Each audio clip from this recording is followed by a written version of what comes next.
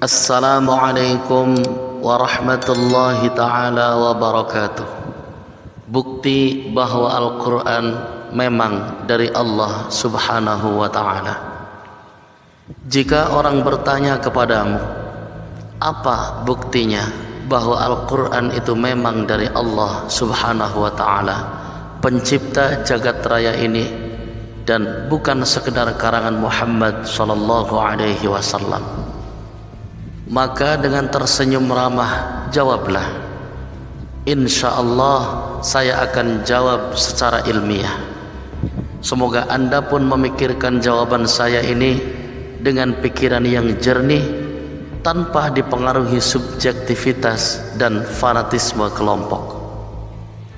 Bukti pertama, dari analisa sejarawan terbukti bahwa memang Muhammad ummi, buta huruf dan tidak pernah sekolah, karena memang pada masa itu belum ada sekolah. Masyarakat Arab belum mengenal ilmu seperti ilmu politik, ekonomi, matematika, sosiologi, kenegaraan, ilmu etika, dan lain-lain. Mungkinkah orang yang buta huruf dan tidak mengenal ilmu bisa bicara masalah hukum, tata negara, sistem ekonomi, etika, dan lain-lain, yang semua pembicaraan tersebut ada di dalam Al-Quran? Tentu saja jawabannya tidak mungkin. Artinya bahwa Al-Quran bukan karangan Muhammad.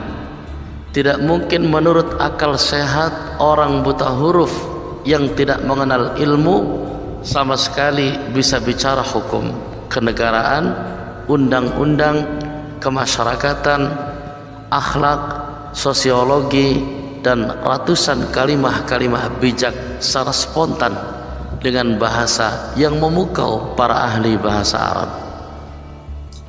Bukti kedua, Al-Quran banyak bicara tentang sejarah. Sejak zaman Adam hingga Isa, padahal Muhammad tidak pernah dapat informasi tentang sejarah hidup mereka. Cerita tentang Musa dan Isa sangat lengkap. Bahkan seorang pendeta sangat bersyukur ternyata di dalam Al-Quran ada pembelaan terhadap kesucian Bunda Maria, yang oleh orang Yahudi dituduh telah berzina sehingga melahirkan Isa.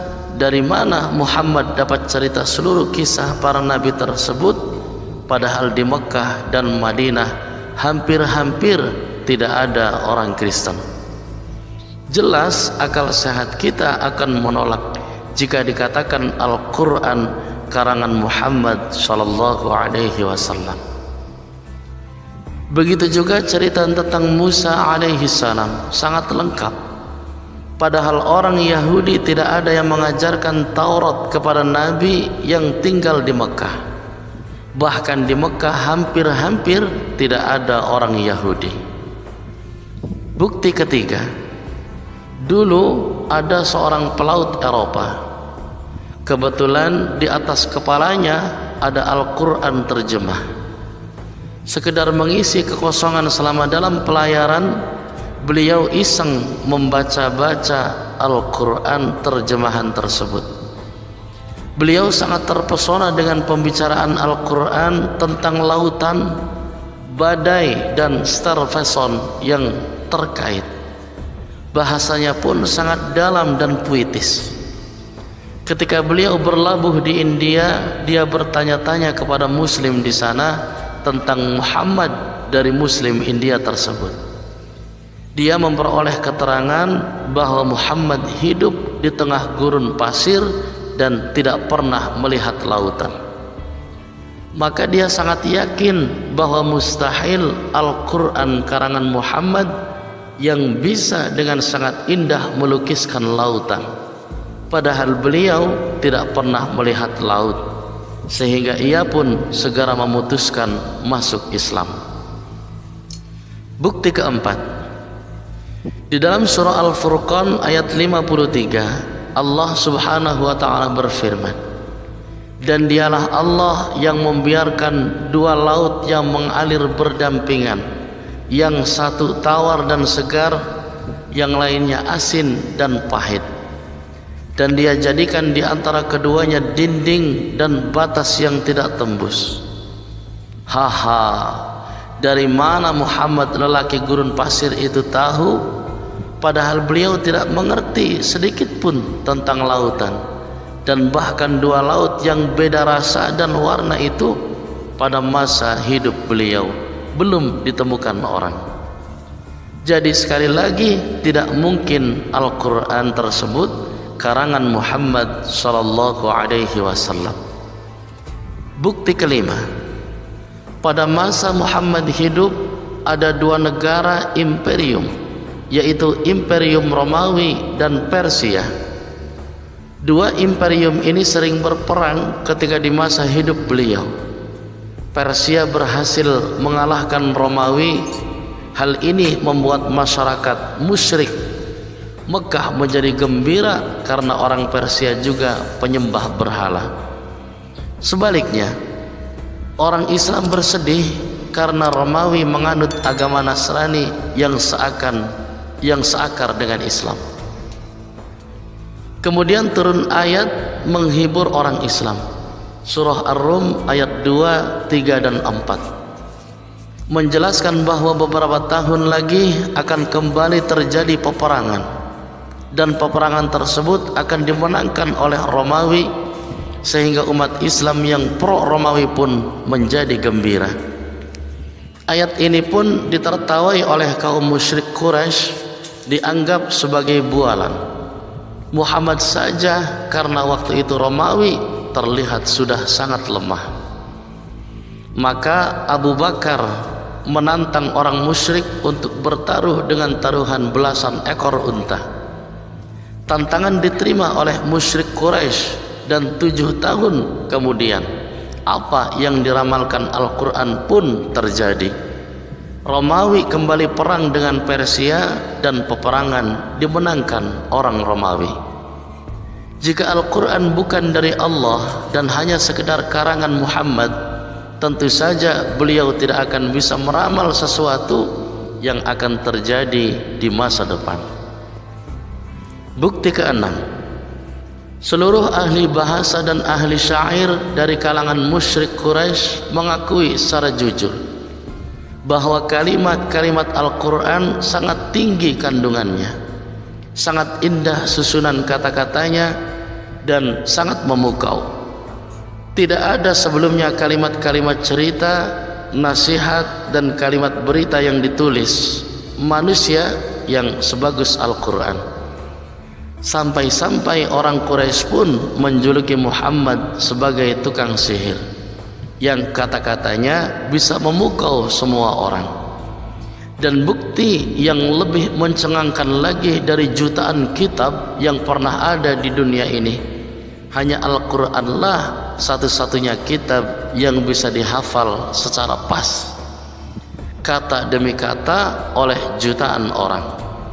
Bahkan orang tidak mengerti bahasa Arab seperti ribuan anak-anak Indonesia mampu menghafal Al-Quran yang lebih dari 600 halaman. Adapun pastor dan pendeta tidak akan mampu menghafal Injil atau Bible kata demi kata secara pas, walau hanya 100 halaman.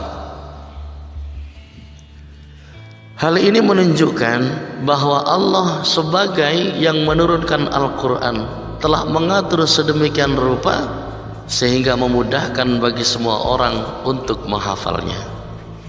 Bukti ketujuh, dalam surah Yunus ayat 92 diceritakan bahwa jasad Fir'aun musuhnya Musa alaihi salam akan diselamatkan Allah. Padahal peristiwa sejarah Musa alaihi salam dan Fir'aun tersebut terjadi 1200 tahun sebelum Masehi.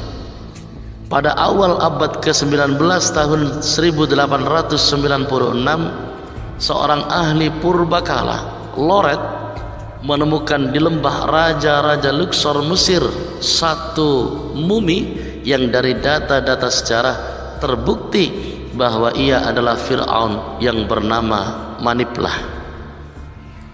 Pada tanggal 8 Juli 1908, Elliot Smith mendapat izin untuk membuka pembalut Fir'aun, dan ternyata jasadnya masih utuh seperti yang diberitakan Al-Quran.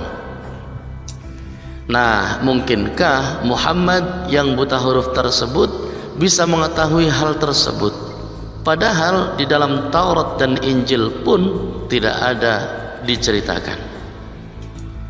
Tidak dapat tidak, akal sehat yang jujur akan berkata bahwa Al-Quran bukan karangan Muhammad. Bukti ke-8, dalam Al-Quran surah Yunus ayat 10, surah ke-10 ayat 15, Allah menjelaskan bahwa cahaya matahari bersumber dari dirinya sendiri, sedangkan cahaya bulan adalah pantulan. Dari mana Muhammad bisa tahu, padahal dia buta huruf dan ilmu alam zaman itu pun belum sampai ke situ, bahkan belum ada kajian keilmuan. Bukti ke-9, Al-Quran turun secara acak, kadangkala turun karena ada suatu peristiwa atau pertanyaan, sahabat maupun orang kafir. Jadi tidak ada upaya penyusunan kalimah. Kebanyakan ayat turun secara spontan dan disampaikan Muhammad secara lisan. Namun yang terjadi sangat mencengangkan, bahwa banyak terdapat keharmonisan yang di luar nalar manusia. Dari hasil studi bertahun-tahun, Syekh Abdul Razak Naufal menemukan hal-hal yang menakjubkan yang kemudian ia paparkan dalam kitab yang ia tulis, Mukjizat Al-Quranul Karim. 1. Terdapat keseimbangan kata dengan lawan katanya.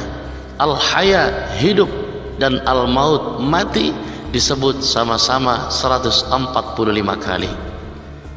An-Nafa' atau manfaat dan mudarat disebut dalam jumlah yang sama 50 kali. Panas dan dingin 4 kali.